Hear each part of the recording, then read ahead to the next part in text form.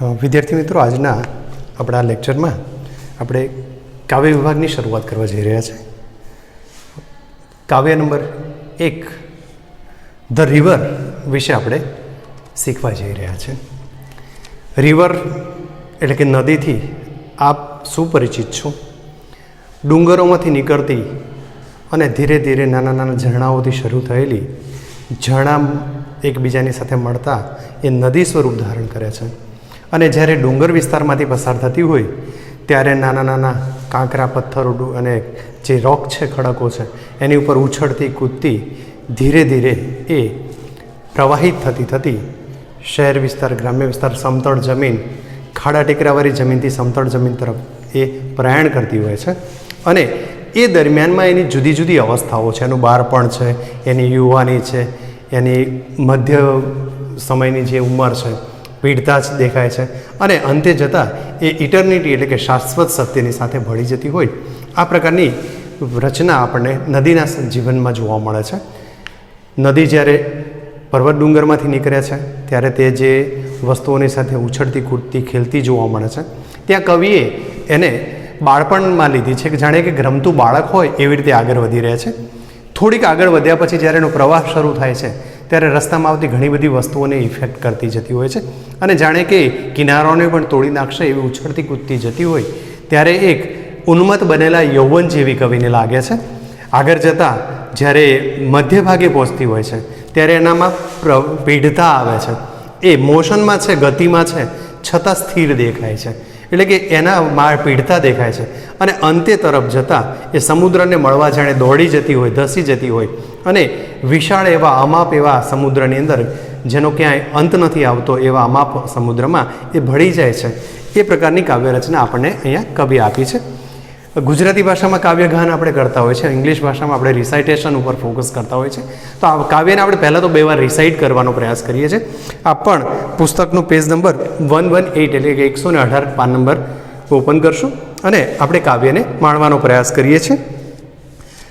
River river little river, bright you sparkle on your way, over the yellow pebbles dancing, through the flowers and foliage glancing, like a child at play. River, river, swelling river, on your rush through rough and smooth, louder, faster, brawling, leaping, over rocks by rose banks sweeping, like impetuous youth. River, river, brimming river, broad and deep, and still as time, seeming still, yet still in motion, tending onwards to the oceans, just like mortal frame. River, river, headlong river, down you dash into the sea. See that line hath never sounded, see that sail hath never rounded, like eternity, like eternity. ફરી એકવાર આ કાવ્યને આપણે recite કરી અને કાવ્યને સમજવાનો પ્રયાસ કરીએ છીએ. River river little river, bright you sparkle on your way, over the yellow pebbles dancing, through the flowers and foliage glancing, like a child at play. River, river, swelling river, on your rush through rough and smooth, louder, faster, brawling, leaping, over rocks by rose banks sweeping, like impassioned youth. River, river, brimming river, broad and deep, and still as time, seeming still, yet still in motion, tending onwards to the ocean, just like mortal prime. River, river, headlong river, down you dash into the sea. See that line hath never sounded, see that sail hath never rounded, like eternity. કાવ્યને આપણે recite કરવાનો પ્રયાસ કર્યો છે. આપ પણ આ કાવ્યને પ્રાસની સાથે recite કરવાનો પ્રયાસ કરશું તો એની અંદર આવતા જે રાઇમિંગ વર્ડ્સ વગેરે પણ આપણે શીખવાનું છે, એની પણ સમજ મળશે અને સાથે સાથે જે નવા શબ્દો છે, અપરિચિત શબ્દો છે આપણા માટે, એનો પણ આપણે અભ્યાસ કરતા જઈએ છીએ. હવે આપણે ફર્સ્ટ લાઇનમાં જે મતલબ ફર્સ્ટ સ્ટેન્જા લીધા છે એના સંદર્ભમાં આપણે ચર્ચા કરીએ છીએ. આપણે બોર્ડ ઉપર પણ સ્ટેન્જા વાઇઝ લખવાનો થોડો પ્રયાસ કર્યો છે કે ફર્સ્ટ સ્ટેન્જામાં આપણે ફર્સ્ટ સ્ટેન્જા લાઇક એ ચાઇલ્ડ સુધીની વાત કરીએ છીએ, પછીના સ્ટેન્જામાં આપણે યુથ સુધીની વાત થશે, પછીના સ્ટેન્જામાં પ્રાઇમ સુધી અને છેલ્લે ઇટરનેટ એટલે કે કાવ્યને આપણે 4 પાર્ટ્સમાં 4 સ્ટેન્જાની અંદર ડિવાઈડ કરીને સમજવાનો પ્રયાસ કરી રહ્યા છે. ફર્સ્ટ સ્ટેન્જામાં જોઈએ તો river river little river. River શબ્દથી આપણે પરિચિત છે, નદી. લિટલ એટલે નાનું. નદી નદી પણ નદી કેવી છે? નાનકડી નદી. એટલે કે નદી નદી નાનકડી નદી. Bright you sparkle on your way. કવિ નદીને કહી રહ્યા છે કે ઓન યોર વે, તારા માર્ગમાં, તારા રસ્તામાં. On your way bright you sparkle, આનંદથી તું ચમકતી રહે. તારા માર્ગમાં આનંદથી તું ચમકતી રહે, અથવા તો આનંદથી ચમકતી તું તારા માર્ગમાં, આવું પણ આપણે એનું અર્થઘટન કરી શકીએ છીએ. નદી નદી નાનકડી નદી, તારા માર્ગમાં આનંદથી ચમકતી તું, અથવા તો આનંદથી ચમકતી તું તારા માર્ગમાં. ઓવર, અહીંયા આપણે જે શબ્દ ઓવર આ રીતે આપેલો છે, ઓ ઈઆર આપ્યો છે, આપણે એને ઓવર શબ્દ તરીકે થઈએ છીએ. Over the yellow pebbles. Yellow colour છે, પીળા રંગની, અને પેબલ્સનો મતલબ થાય કાંકરા. Over the yellow pebbles ડાન્સિંગ્સ.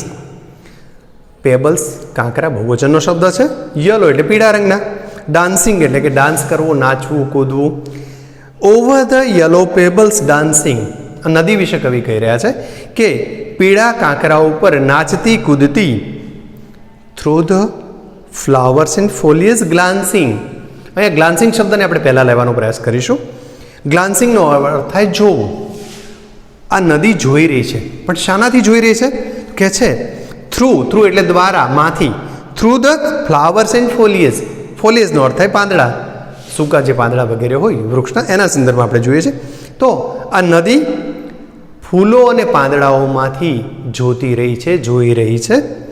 Like a child at play. અને એનું આ જે જીવન છે જાણે કે રમતું બાળક, જાણે કે રમતું બાળક. કવિએ પહેલા સ્ટેન્જામાં આપણને કેટલીક વાત કરી છે કે બાળપણ કેવું છે. આપણે પણ આપણા બાળપણને આ રીતે વિચારી શકીએ છીએ કે નદી નદી નાનકડી નદી, તારા માર્ગમાં આનંદથી ચમકતી તું. નાના નાના એટલે કે પીળા કાંકરાઓ ઉપર નાચતી કૂદતી અને પાંદડાઓ અને ફૂલોમાંથી જોતી જાણે કે નાનકડું બાળક. કવિએ નદીને નાનકડા બાળક જેવી કમ્પેર કરી છે. આપણે અહીંયા એક પ્રશ્ન પણ પૂછી રાખ્યો છે. જુઓ, in this stanza the river is compared with. આ સ્ટેન્જાની અંદર આ નદીને શાની જોડે કમ્પેર કરવામાં આવી છે? અગાઉના પીરિયડમાં આપણે કમ્પેરિઝન ડિગ્રી અને પોઝિટિવ ડિગ્રી શીખી ચૂક્યા છે, એટલે આપણને કમ્પેર શબ્દ યાદ છે. તો ધ રિવર ઇઝ કમ્પેર્ડ, નદીની તુલના કોની સાથે કરવામાં આવી છે? તો લાઈક અ ચાઇલ્ડ, એક બાળકની સાથે કરવામાં આવી છે. એટલે કે આ પ્રશ્નનો જવાબ આપણે આવો આપી શકીએ, in this stanza the river is compared with a child. બાળકની સાથે એને સરખાવવામાં આવી રહી છે. બીજું પણ આપણે કંઈક પૂછ્યું છે. જુઓ, the word dancing rhymes with. રાઇમનો અર્થ થાય પ્રાસ, અનુરૂપ જે પ્રાસ શબ્દ છે, છેલ્લા અક્ષરો જે એના લાસ્ટ લેટર્સ હોય એ ઉચ્ચારની અંદર સરખા થતા હોય એવા શબ્દોને આપણે રાઇમિંગ્સ કહીએ છીએ. તો અહીંયા ડાન્સિંગ શબ્દમાં જેમ છેલ્લે આઈએનજી લાગેલું છે, તો એવા આ પેરેગ્રાફમાં આ જે 4-5 પંક્તિઓનો આપણને સ્ટેન્જા આપેલો છે, એ સ્ટેન્જામાં બીજા કયા શબ્દો આપણને એવા આઈએનજી સાથે દેખાય છે એ આપણે શોધવાનું છે. તો અહીંયા તમે ફરીવાર એને વાંચવાનો પ્રયાસ કરશો તો જો તમને આવું વાક્ય જોવા મળે છે, થ્રુ ધ ફ્લાવર્સ એન્ડ ફોઇલેજ ગ્લાન્સિંગ. અહીંયા ડાન્સિંગમાં જેવો શબ્દ મળ્યો છે એવો શબ્દ આપણને ગ્લાન્સિંગ જોવા મળે છે.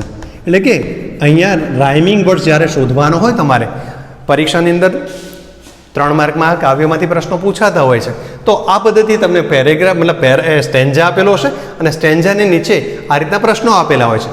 તમારે આ આન્સર પેરેગ્રાફમાં એટલે સ્ટેન્જામાંથી ફાઇન્ડ આઉટ કરવાનો હોય છે. ફર્સ્ટ આપણે ફાઇન્ડ આઉટ કર્યો છે કમ્પેર્ડ વિથ અ ચાઇલ્ડ, સેકન્ડમાં ડાન્સિંગનો રાઇમ્સ વર્ડ લીધો આપણે ગ્લાન્સિંગ.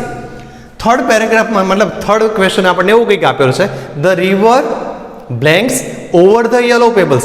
તો આપણે યલો પેબલ્સ વાળું વાક્ય અંદરથી લેવું પડશે. તો યલો પેબલ્સ વાળા વાક્યમાં શું આપ્યું છે આપણને? Over the yellow pebbles dancing. પીળા કાંકડાઓ ઉપર એ ડાન્સિંગ કરે છે.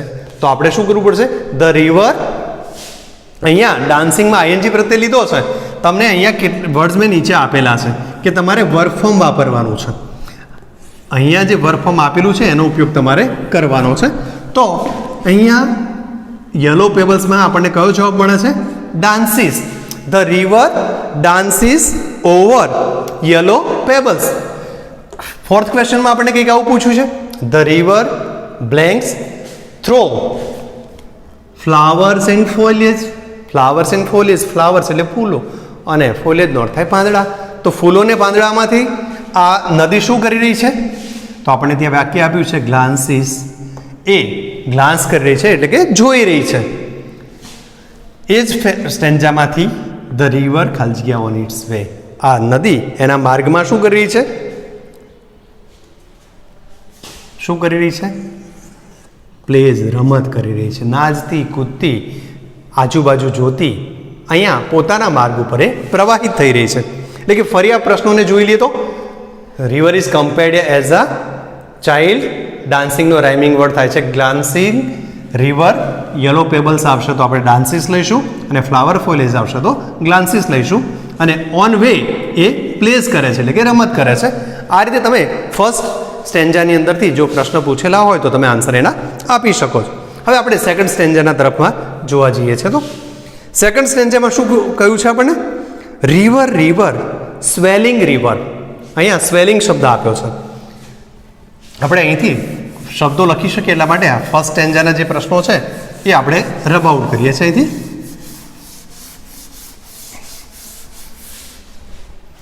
અહીંયા સ્વેલિંગ શબ્દ આપ્યો છે. ટુ સ્વેલ. સ્વેલનો મતલબ થાય વધવું, ઉછળવું. અહીંયા નદીના સંદર્ભમાં છે એટલે આપણે ઉછળવું શબ્દ લઈશું અને સ્વેલિંગ શબ્દ એટલે ઉછળતી. River river swelling river. નદી નદી ઉછળતી નદી. આપણે જોઈએ છીએ કે જ્યારે મેદાન તરફ આવતી હોય ત્યારે પથ્થરો ઉપર એ ખળખળ વહેતી આવતી હોય ત્યારે જાણે કે ઉછળતી હોય છે. એટલે કે છે રિવર રિવર સ્વેલિંગ રિવર ઉછળતી નદી. On you rush through rough and smooth. Rough and smooth. આપણને ખબર છે રફ એટલે ખાડા ટેકરા વાળું. રફનો અર્થ શું થાય? ખાડા ટેકરા વાળું. અને સ્મૂથનો અર્થ થાય સમતલ. અહીંયા બંને શબ્દો આપ્યા છે. બંને ઓપોઝિટ વર્ડનું કોમ્બિનેશન લીધેલું છે એટલે કે વિરોધાભાસી શબ્દો જોડે મૂકેલા છે. On you rush. રશનો અર્થ થાય દોડતા જવું. રશ એટલે જવું, દોડવું. On you rush through rough and smooth. તો એટલે કે નદીને કહી રહ્યા છે કવિ. રફ એન્ડ સ્મૂથ માર્ગ પર ખાડા ટેકરાવાળા અને સમતલ એવા માર્ગો ઉપર દોડતી જઈ રહી છે, દોડી રહી છે. Louder faster. મોટો અવાજ કરતી. લાઉડ એટલે અવાજ કરવો, લાઉડર એટલે મોટા અવાજવાળી. ફાસ્ટર ઝડપથી દોડી રહી છે. અને બ્રાઉલિંગ. બ્રાઉલ BRA બ્રાઉલિંગ. નદી વહેતી હોય ત્યારે આપણને ખબર છે ખળખળ અવાજ કરતી છે, ખળખળ વહેતી.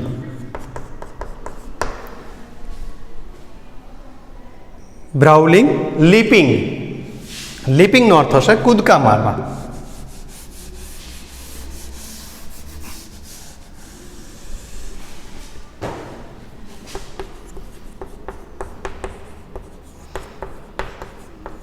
કૂદતી છે એટલે કે એ કૂદકા મારતી હોય રીતે જઈ રહી છે.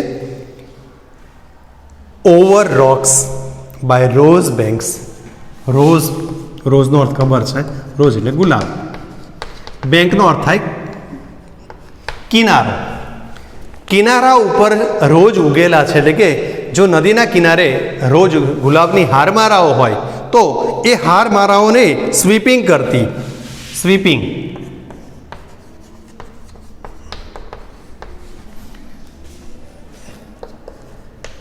વહેવું અથવા વહેતી. સરકી જતી એવો અર્થ પણ કહી શકીએ આપણે. Over rocks by rose bank sweeping like impetuous youth. અહીંયા આપણે આ શબ્દો પર ફોકસ કરી રહ્યા છીએ. પહેલાંમાં આપણે આ શબ્દો પર ફોકસ કરતા હતા. અહીંયા ઇમ્પાચ્યુઅસનો અર્થ થાય ઉન્મત્ત અને યુથનો થાય યૌવન. ઉન્મત્ત યૌવન જેવી કવિને લાગી રહી છે. ફરી આપણે સ્ટેન્જાને રિપીટ કરીએ છીએ. તો રિવર રિવર સ્વેલિંગ રિવર, નદી નદી ઉછળતી નદી, on you rush through rough and smooth, તારા માર્ગમાં તું ખાડા ટેકર અને સમતલ જમીન ઉપર દોડતી જતી. લાઉડર એન્ડ ફાસ્ટર, અવાજ કરતી જાય છે, ઘણો મોટો અવાજ કરતી જાય છે, ઝડપથી વહી જાય છે. બ્રાઉલિંગ એટલે કે ખળખળ વહેતી, અને લીપિંગ એટલે કે કૂદતી તું. ઓવર રોક્સ, શાની ઉપર કૂદી રહી છે? તો રોક્સ એટલે કે જે નાના નાના ખડકો ટેકરાઓ છે આ, એની ઉપર એક કૂદતી કૂદતી સાથે બાય રોઝ બેંક શબ્દ આપ્યો છે આપણને. રોઝ એટલે ગુલાબ અને બેંક એટલે કિનારા, કાંઠા. તો ગુલાબના કાંઠાને સ્પર્શતી એની પાસેથી સરકી જતી, વહી જતી. લાઈક ઇમ્પેચ્યુઅસ યુથ, જાણે કે ઉન્મત્ત યૌવન છે. એટલે કે અહીંયા બાળક જેમ વિકાસ પામતું જાય તો યુવાન બને છે, એમ નદી પણ પોતાની યુવા અવસ્થામાં પહોંચી છે. એટલે કે એવા સંજોગોમાં એ બ્રાઉલિંગ કરે છે, ખળખળ વહે છે, અવાજ કરે છે, લાઉડર થાય છે, ઝડપથી વહી જાય છે, ફાસ્ટર થાય છે. અને એવા સમયે ખાડા ટેકરા કે કંઈ જ જોતી નથી, મેદાનમાં હોય બધી જગ્યાએ આ રીતે વહેતી, જાણે કે ઉન્મત્ત યૌવન થઈ હોય એવી રીતે એ દોડી રહી છે. એના સંદર્ભમાં પણ આપણે કેટલાક ક્વેશ્ચન્સ લીધેલા છે. અહીંયા સ્વેલિંગ શબ્દનો મિનિંગ લેવાનો પ્રયાસ કર્યો છે કે સ્વેલિંગ શબ્દનો મિનિંગ શું થાય. તો આપણે થોડી વાર પહેલાં જ કીધું, સ્વેલિંગ એટલે કે વધવું. અહીંયા આપણે મિનિંગ આપેલો છે, વધવું, ઉછળવું. તો સ્વેલિંગ મીન્સ ગ્રોઈંગ. આપણે જવાબમાં કયો શબ્દ લઈશું? ગ્રોઈંગ. અહીંયા રનિંગ એટલે દોડતી, બિગ એટલે મોટી, સ્મોલ એટલે નાની. નદી શબ્દ આપણે છેલ્લે રાખ્યો હતો, આમ તો આપણે ઓપ્શન આવો થાય running river, big river, small river, growing. તો આપણો જવાબમાં લઈશું આપણે ગ્રોઈંગ રિવર. એના પછીનો આપણે ક્વેશ્ચન આ જ સ્ટેન્જામાંથી લીધો છે. ધ રિવર રશિસ, નદી ક્યાં દોડી જાય છે? તો રશિસ વાળું વાક્ય જુઓ. The river rush through rough and smooth. The river rush through rough and smooth. તો તમારા અહીંયા આન્સરમાં રફ એન્ડ સ્મૂથ તમારે લખવાનું થશે. Louder faster brawling leaping over rocks by rose banks. અહીંયા આપણને ઓપોઝિટ વર્ડ માટે એક પ્રશ્ન પૂછી રાખ્યો છે આપણે કે which are the opposite words use in this stanza. આ સ્ટેન્જાની અંદર કયા ઓપોઝિટ વર્ડનો ઉપયોગ થયો છે? તો આપણે અહીંયા જણાવી ચૂક્યા છે કે કયા ઓપોઝિટ વર્ડ વપરાયા છે વાક્યમાં, કે બંને એકસાથે. બીજા ઓપ્શન તમને આપી શકાય, એંગ્રીયર, સોફ્ટર, સોફ્ટર, લાઉડર, લાઉડર, એંગ્રીયર, આવા બધા ઓપ્શન્સ આપી શકાય. પણ આપણો ઓપ્શન્સ આપણે રફ એન્ડ સ્મૂથ આ શબ્દને આપણે તૈયાર રાખવાનો છે, માઇન્ડમાં રાખવાનો છે. હવે થર્ડ પેરેગ્રાફ તરફ આપણે જવાનો પ્રયાસ કરીએ છીએ, થર્ડ સ્ટેન્જા તરફ. રિવર રિવર બ્રીમિંગ રિવર, નદીમાં પાણીનો પ્રવાહ વધ્યો છે, ધોધ વધ્યો છે. એટલે કે નદી જાણે પોતાના બંને કાંઠાને ભીજવતી જવાની હોય, એટલે કે છલકતી જાય છે. બ્રીમિંગનો મતલબ થાય છલકતા જવું.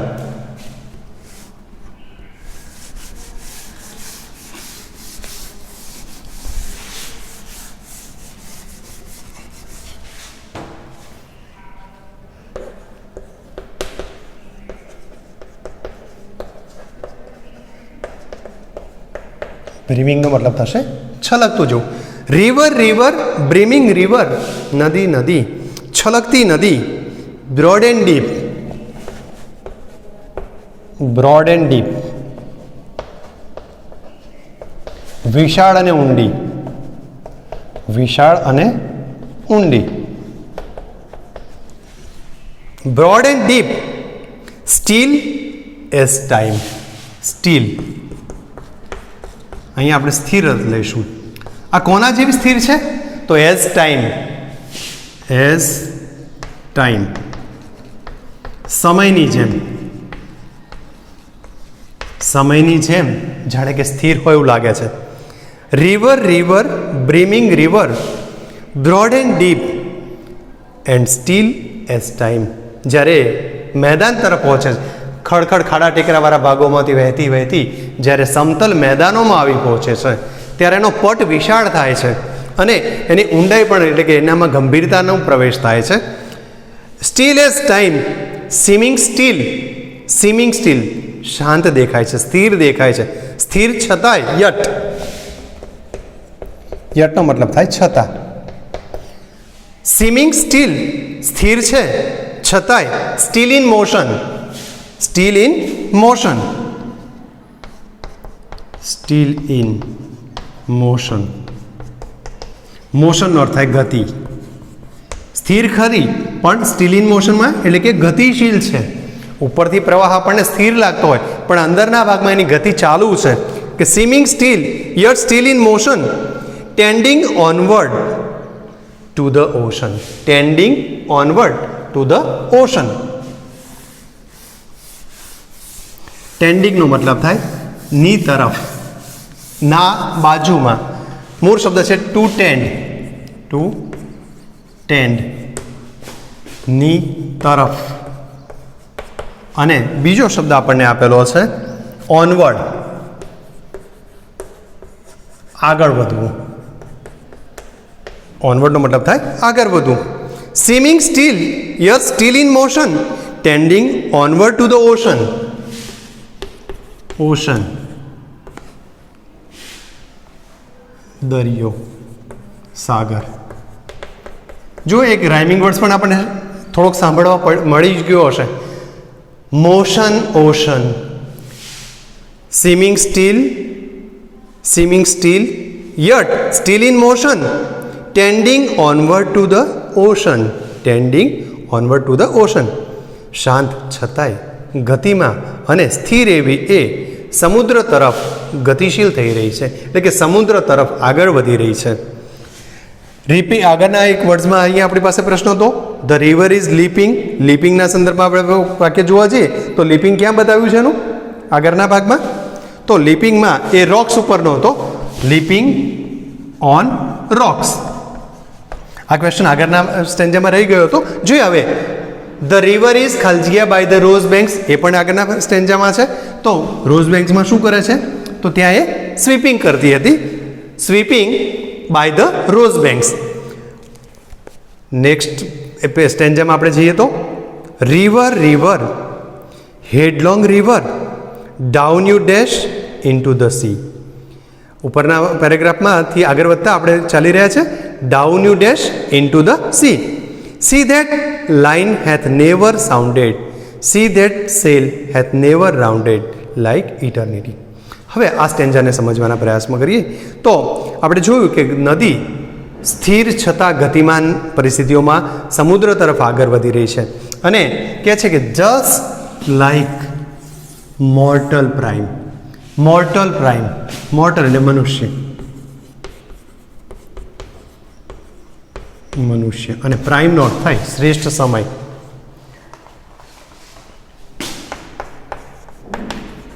પ્રાઇમ એટલે શ્રેષ્ઠ સમય. આ નદી જ્યારે સમતળ વિભાગમાં વહી રહી છે, છલકતી જ્યારે વહી રહી છે, એનામાં જે ગંભીરતા જોવા મળી રહી છે અને એ અવસ્થાને કવિએ મનુષ્ય જીવનના શ્રેષ્ઠ સમય તરીકે જે અવસ્થા જોવા મળે છે એમાં નદીના જીવનની આ શ્રેષ્ઠ અવસ્થાનો સમય એને ગણાવ્યો છે. આગળના સેન્ટેન્સમાં આપણે કહીએ છીએ રિવર હેડલોંગ. હવે જ્યારે મેદાન તરફથી આગળ વધી રહી છે ત્યારે હેડલોંગ થાય છે, ઉતાવળી બને છે. કઈ બાબત માટે ઉતાવળી બની છે? તો એના ગંતવ્ય સ્થાન સમુદ્ર તરફ.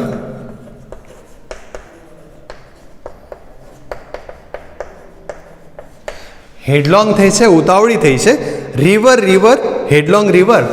નદી ઉતાવળી નદી. Down you dash into the sea. Dash દોડી જવું. કઈ બાજુ દોડી જઈ રહી છે? તો down you dash into the C.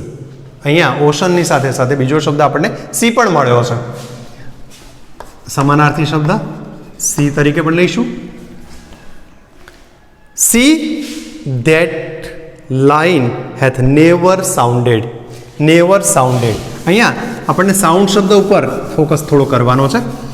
અત્યાર સુધી આપણે સાઉન્ડ શબ્દોનો અર્થ માત્ર અવાજ એવો સાંભળ્યો છે, પણ અહીંયા ટુ સાઉન્ડ વર્બ ફોર્મમાં જ્યારે લઈએ છીએ ત્યારે દોરીથી એની ઊંડાઈ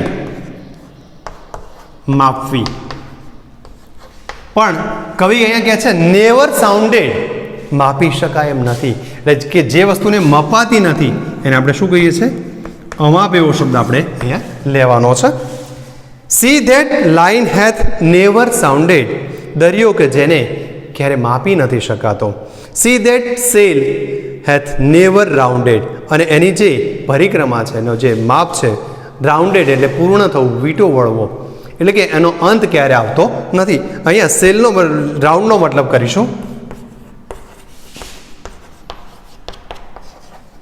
અંત આવવું, પણ આપણા કાવ્યમાં એનો કવિએ જેને કલ્પના કરી છે તે છે અનંત. આ વિશાળ એવા સાગરનો અંત ક્યાંય આવતો નથી, એટલે કે અમાપ છે, અનંત છે એવા સમુદ્રમાં તું વહી જાય છે. લાઈક ઇટર્નિટી, જાણે કે તું એક શાશ્વત સત્ય છે. આ સ્વીકારેલા સત્ય તરફ તું હોય, એટલે કે દરેક વ્યક્તિ પોતાના ગંતવ્ય સ્થાન તરફ અંતિમ ચરણમાં એ દાખલ થાય છે, એટલે કે નદી પણ પોતાના અંતિમ ચરણમાં સમુદ્રને જઈને મળી જાય છે. આ પ્રકારનું આપણને કાવ્ય આપેલું છે. કેટલાક બીજા પણ આપણે પ્રશ્નો અહીંયા લીધેલા છે કે બ્રીમિંગ રિવર મીન્સ શું થશે? તો બ્રીમિંગવાળા વાક્યમાં આપણે જોવા જઈએ તો બ્રીમિંગનો અર્થ થાય છલકતી. નદી કેવી છે? તો પોતે છલકી રહી છે. એના સંદર્ભમાં લઈ શકીએ છીએ જવાબ. રિવર ઇઝ ખાલી જગ્યાએ ટાઈમ, સમયની સાથે શું થાય છે? તો સમયની સાથે સ્ટીલ એટલે કે સ્થિર બને છે. The word motion rhymes with, જે મોશન નામનો શબ્દ આપ્યો છે એ કોના સાથે રાઇમ કરે છે? તો આપણે અહીંયા કહ્યું હતું કે મોશન એ ઓશનની સાથે રાઇમ થાય છે. અને છેલ્લા એક વાક્યમાં આપણે પૂછ્યું હતું ધ સી ઇઝ લાઇક, અહીંયા સમુદ્ર કેવો દેખાય છે? તો લાઇક ઇટર્નિટી. આ પ્રમાણેના પ્રશ્નો પણ આપણે પૂછી શકીએ છીએ. એક પ્રશ્ન આપણે તમે નજર માર્ક કર્યું હશે તો પહેલા નંબરના ક્વેશ્ચનને આપણે કન્ટિન્યુઅસ બોર્ડ ઉપર રાખ્યો હતો. કેમ આવું કર્યું હશે? તો આ રાખવાના પાછળ પર્પઝ એવો છે કે સ્ટેન્જા વાઇઝ એનો આન્સર બદલાય છે.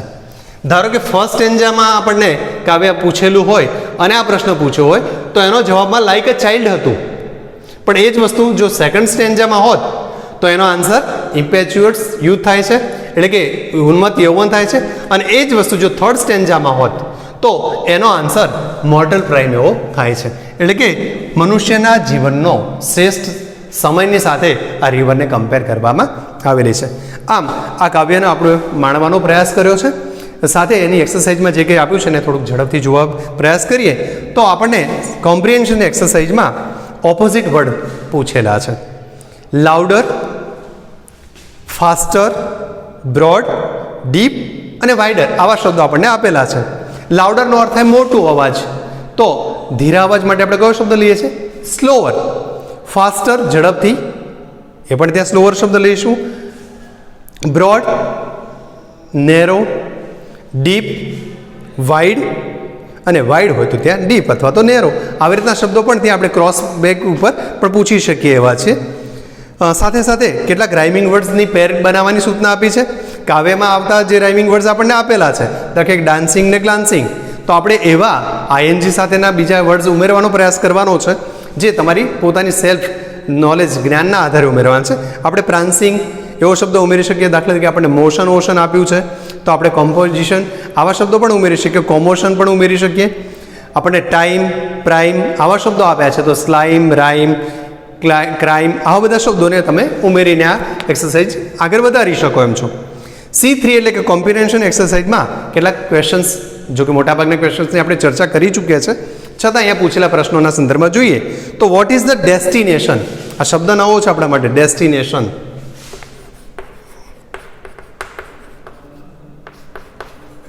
અંતિમ ધ્યેય. નદીનું અંતિમ ધ્યેય શું છે? કઈ વસ્તુ એનું અંતિમ ધ્યેય છે? તો આપણે આન્સરમાં લખી શકીએ ધ ઓશન ઓર તો the she is the destination of a river. Y does the poet compare the river with a child in first stanza? બાળકની સાથે એને કેમ કમ્પેર કર્યું હતું? કારણ કે આપણે ફર્સ્ટ સ્ટેન્જામાં જોયું છે કે એ બાળકની જેમ શું શું કરે છે? તો ડાન્સ કરે છે, dancing on yellow pebbles, sparkle કરે છે, અને સાથે સાથે ફ્લાવર્સ અને ફોઇલેજની અંદરથી ગ્લાન્સિંગ કરે છે. તો આ વિગતો તમે આ પ્રશ્નના આન્સરમાં આપી શકો એમ છો. Describe the movement of the river. નદીની મૂવમેન્ટ, નદી કયા પ્રકારે વહી રહી છે, આગળ વધી રહી છે, તો એના સંદર્ભમાં તમે લખી શકો એમ છો કે સ્વેલ્સ એન્ડ રશીસ, સ્વેલિંગ કરી છે, રશી કરી છે, સાથે સાથે બ્રાઉનિંગ કરી છે, સ્વીપિંગ કરી રહી છે રોક્સની અંદર. આ બધી વિગતો તમે અહીંયા આન્સરમાં આપી શકો છો. Why does the poet compare the sea with eternity? કવિએ સમુદ્રને ઇટર્નિટી સાથે શું કામ સરખાવ્યો છે? તો આપણે જોઈએ છે કે it never ends, we can not measure the sea, આપણે સમુદ્રને માપી શકતા નથી. So the poet consider it as a eternity. What does the word still mean in swimming still and yet still in motion? આ બંને શબ્દોમાં steel શબ્દ વપરાયેલો છે. સ્વિમિંગ સ્ટીલમાં પણ સ્ટીલ શબ્દ વપરાયો છે, યટ સ્ટીલ ઇન મોશનમાં પણ સ્ટીલ શબ્દ વપરાયો છે. તો એનું મિનિંગ શું થાય? તો સ્વિમિંગ સ્ટીલવાળું જે વાક્ય છે ત્યાં આપણો એનો મતલબ થાય છે મોશનલેસ, એટલે કે ગતિ વગરનું, સ્થિર થઈ જાય છે. જ્યારે બીજો શબ્દ છે યટ સ્ટીલ ઇન મોશન, તો એનો મતલબ થાય છે મીન્સ ઇવન નાવ, અત્યારે પણ એ મોશનમાં એટલે કે ગતિમાં છે. આમ કાવ્યને આપણે ડિસ્કશનમાં માણવાનો પ્રયાસ કરેલો છે. આપ પણ સારી રીતે કાવ્યને માણી અને એના રિલેટેડ એક્ઝામ સંદર્ભમાં પણ જે કે પ્રશ્ન વગેરે તૈયાર કરવાનું થતું હોય એ કરી અને એની એક્સરસાઇઝ લખીને મોકલી આપશો. Thank you.